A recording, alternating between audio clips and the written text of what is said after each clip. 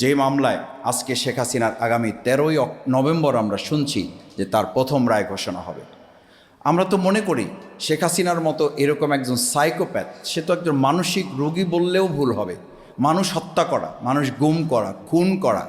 আমাকে রিমান্ডে যখন রাখা হয়েছে, আমার চোখ বাঁধা অবস্থায় একজনকে আমি বলতে শুনেছি আমার নিজের কানে যে ভিডিও ফুটেজে তিনি দেখতে চাচ্ছেন, ভিডিও কলে দেখতে চাচ্ছেন যে রিমান্ডে এই সমস্ত আন্দোলনকারী জামাত, বিএনপি, শিবির, ছাত্রদলের নেতাকর্মীদের কিভাবে নির্যাতন করা হয় এটা তিনি দেখতে চান এবং ওপেন তাকে ভিডিও কলে দেখানো হয়েছে। আমাকে একজন অফিসার নিশ্চিত করেছেন যে এই ভিডিও কল না দেখলে তিনি শান্তি অনুভব করতেন না।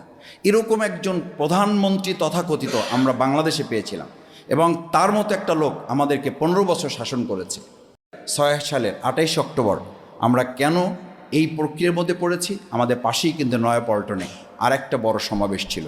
আমার শ্রদ্ধাভাজন রাজনীতিবিদ জনাব রুহুল কবির রিজভী ভাইয়েরা সেই প্রোগ্রামে কিন্তু ছিলেন। আরও ভালো হতো না আমরা যদি সম্মিলিতভাবে এই প্রচেষ্টায় নিজেদেরকে অংশগ্রহণ করতে পারতাম।